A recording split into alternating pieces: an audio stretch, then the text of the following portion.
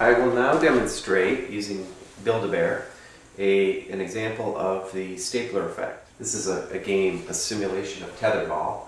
Hit the ball when it gets close to you. When you see surprise, hit it as fast as you can. Okay, so the idea is to hit the ball.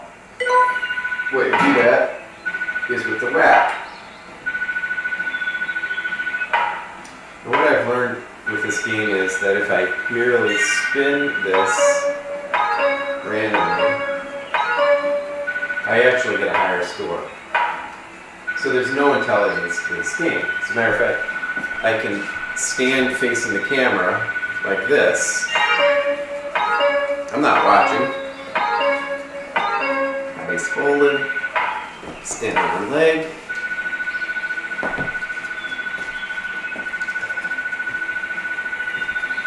Come on, baby.